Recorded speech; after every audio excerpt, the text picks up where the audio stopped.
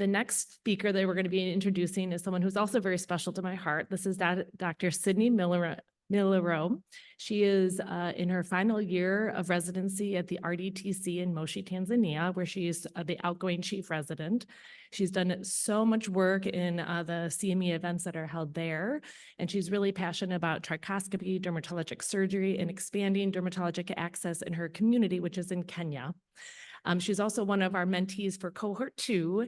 Woohoo! And she is my mentee, so I feel really proud and excited that she's going to be up here with that. She traveled all the way from Tanzania, and then she's also going to be spending some time with me in Milwaukee after the time here. So it is my pleasure to introduce Cyndy to the stage, and we're really excited to hear your presentation.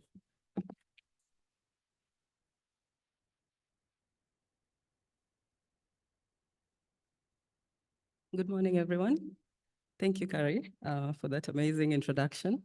As mentioned, my name is Cyndy Muliro, and I'm very honored to be here this morning to speak to you about improving access to dermatological care in rural Kenya. Just a brief description about myself. I am a final year dermatology resident at the Regional Dermatology Training Center in Moshi, Tanzania. And after completion of my studies, I intend to move back to my country, Kenya, and practice dermatology in one of the public hospitals in Kenya. I'm a global health dermatology advocate, and as mentioned, I'm part of the current cohort of the GLODERM mentees. Kenya is part of the Greater East African region in Africa, and we are known for a few things, amongst them including fantastic export quality tea and coffee. We are also, I think, the only country that has a national park in the middle of the city, the capital city, that is Nairobi. So anytime you visit Kenya, make sure you do a safari in the national park. An addition to that safari is you'll be able to see the big 5 animals. Just come to Kenya, you'll see all of them in one trip.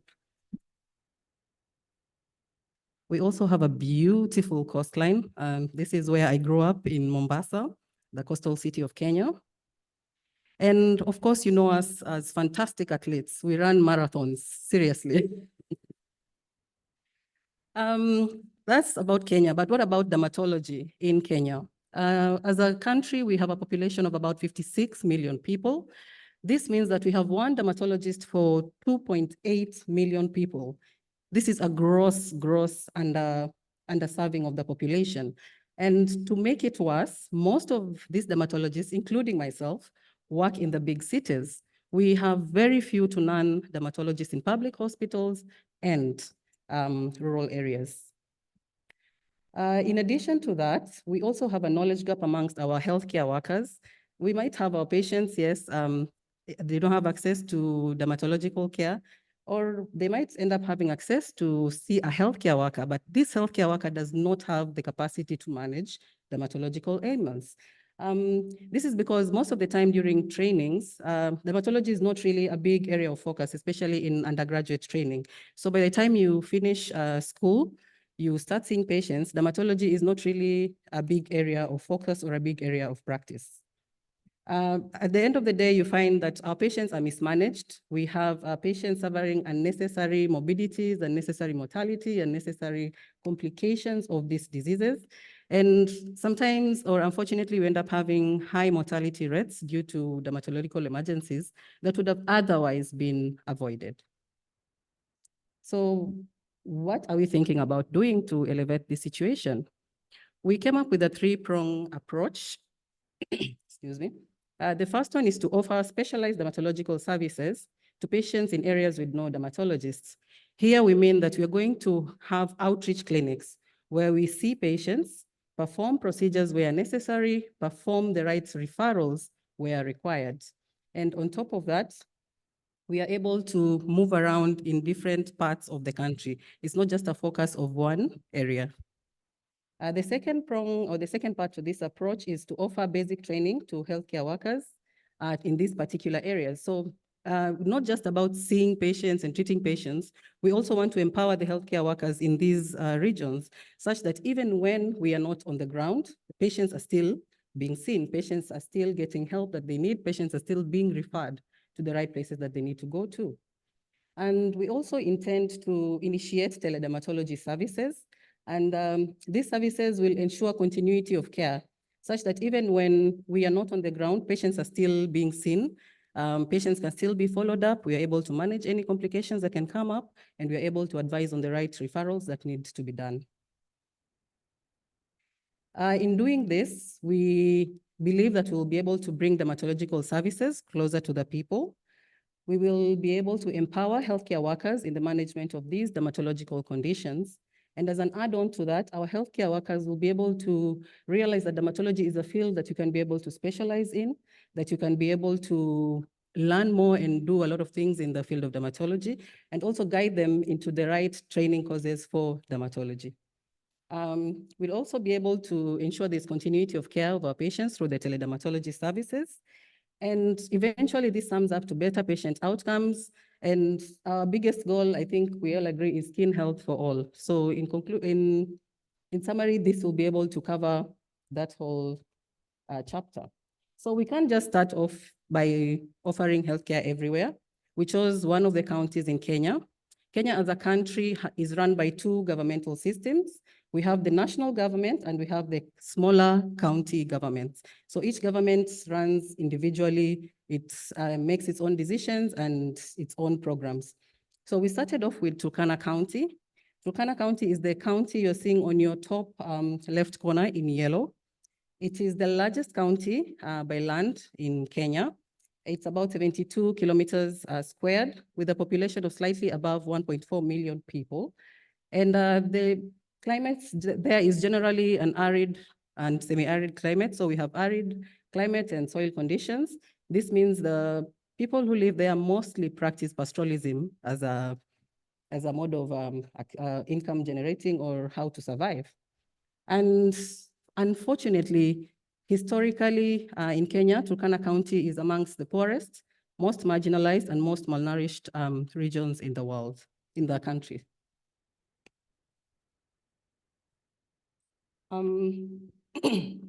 What about access to dermatology care in Turkana?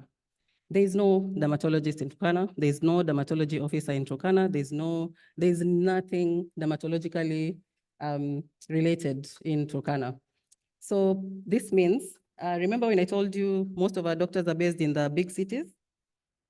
These are Nairobi, Mombasa, Nakuru, and Eldoret. You can see none of them is near Turkana. And this is basically a map out of where dermatologists are focused in Kenya. So this all other area is bare.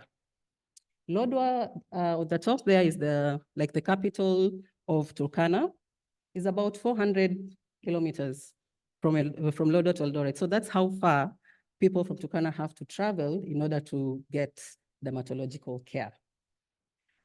Another challenge is that access to Turkana by road sometimes is unsafe. This is because we have reports of bandit attacks on the road, so it's not a reliable mode of transport to Turkana. So it leaves us with transport by air, and we all know transport by air is not really the cheapest mode of transport. We have made some few milestones with our project. We've been able to meet the county government officials. On the right there is a tweet by the county government of Turkana when we had a meeting with them, and we conducted a needs assessment of the region in terms of dermatology services. We've also been able to meet with the County Referral Hospital Chief Executive Officer, and I'm glad to report that he offered to give us the hospital as a site for the first clinic. We've also been able to meet with other non-governmental health stakeholders. This includes faith-based organizations and non-governmental organizations, and they are also very willing to onboard dermatological services into their outreach services. So we are looking into ways of how we can also combine these services together.